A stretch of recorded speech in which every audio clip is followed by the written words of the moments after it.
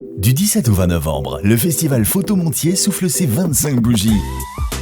Au programme, expositions photographiques, conférences, mais aussi activités jeunesse. Pour cette édition, vous pourrez retrouver un son et lumière, des déambulations musicales, un concert de Charlie Couture et bien d'autres. Steve McCurry, parrain photo de renommée mondiale, sera présent.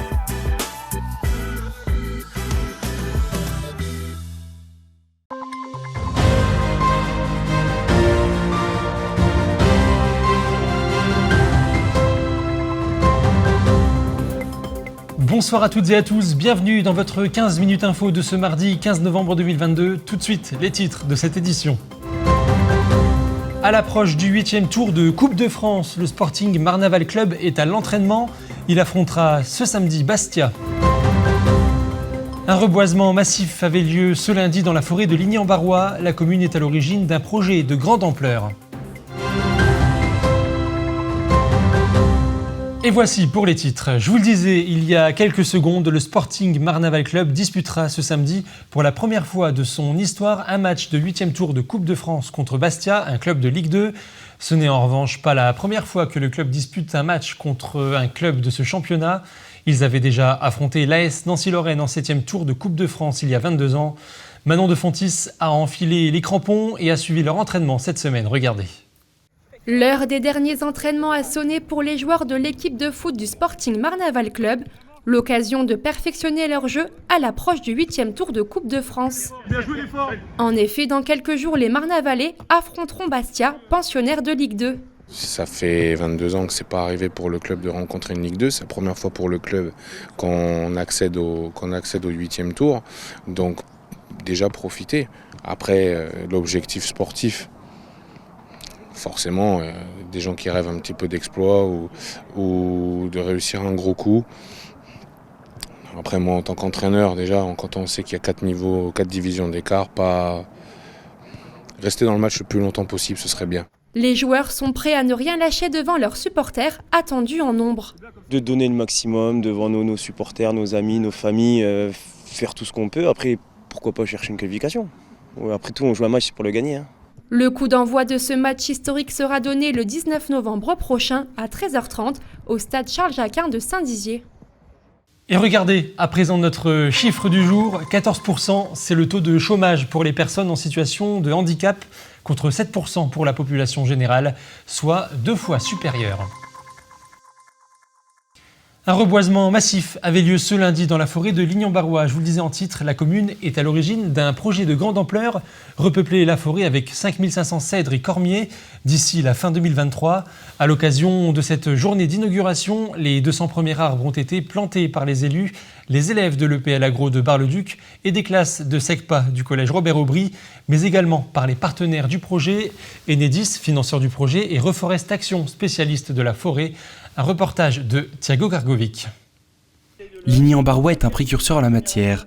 Si le président de la République, Emmanuel Macron, annonçait fin octobre vouloir planter 1 milliard d'arbres d'ici à 2032, Ligny n'a pas attendu son feu vert pour se lancer. Dans ce projet, on va entraîner ces jeunes à travailler sur ce que l'on a appelé les arbres de l'avenir, puisque les plantations d'aujourd'hui sont pour du très long terme, et ce projet a 10 ans de projet. C'est 20 sections du centre éducatif renforcé qui vont travailler dessus. C'est 10 sections de l'EPL Agro et de la SECPA qui vont travailler sur ces parcelles accompagnées par notre adjoint à l'espace vert, un sachant de la forêt. On a la chance d'avoir un sachant de la forêt. L'objectif consistant à préserver et régénérer cette forêt victime il y a quelques années d'un insecte parasite passe par le plantage de 200 cèdres et cormiers sur les 5500 prévus d'ici à la fin de l'année prochaine. La forêt communale de Ligny-en-Barrois représente un petit peu plus de 300 hectares. Là derrière nous, on a une parcelle de 2 parcelles en fait qui représentent 18 hectares, qui était une plantation de résineux qui a attrapé le scolyte. Donc on a bien été obligé de trouver une solution pour la remplacer pour l'avenir de nos enfants. Et on a choisi une méthode innovante qui s'appelle la RNA, la régénération naturelle assistée. Cette démarche sociétale et environnementale, dont l'enjeu est multiple, vise à sensibiliser les plus jeunes à la préservation de l'environnement, en les impliquant dans le processus de plantation, en s'appuyant sur le projet Pascal. Les cèdres, c'est comme des sapins qui vont pousser, et dans 10 ans, on peut venir les revoir, ils auront grandi. Cette action de préservation de l'environnement a mobilisé différents acteurs, la commune de Ligny-en-Barrois, Reforestation, spécialiste de la forêt, et Enedis, gestionnaire du réseau de distribution d'électricité français et financeur du projet. De par son activité, Enedis est naturellement au cœur de la transition écologique. Un exemple tout simple, aujourd'hui on raccorde 90% des énergies renouvelables. C'est d'autant plus prégnant en Meuse qu'aujourd'hui l'énergie renouvelable c'est 80% de la consommation sur le territoire du département. Et puis bien sûr, comme toutes les entreprises, dans le cadre de notre politique RSE, on s'attache à améliorer notre empreinte carbone. Donc c'est vraiment tout naturellement qu'on s'est inscrit dans ce partenariat à Ligny-en-Barrois. Cette journée d'efforts collectifs donne le coup d'envoi d'un projet prometteur pour la forêt de Ligny-en-Barrois qui d'ici quelques années connaîtra un nouveau visage. Et voilà, c'est la fin de cette édition. Merci à tous de l'avoir suivi. Dans un instant, les prévisions météo de Brigitte Maestrassi. Demain, pour l'information, vous retrouverez Julien Carré. L'information continue sur puissancetélévision.fr et sur notre application mobile. Très belle soirée à tous. Toute l'actualité qui vous concerne, à voir et à revoir dès maintenant sur puissancetélévision.fr et sur notre application mobile.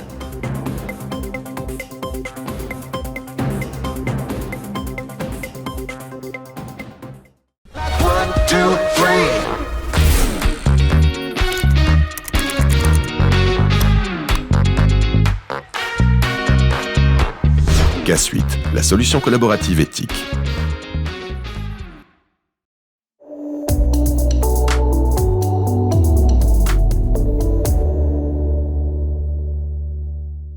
Bonsoir à toutes et à tous.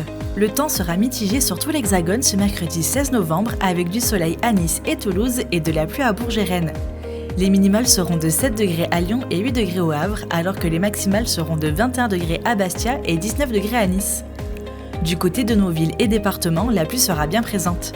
Les minimales seront de 6 degrés à Chaumont et 7 degrés à Langres, tandis que les maximales seront de 13 degrés pour Saint-Dizier et Vitry-le-François.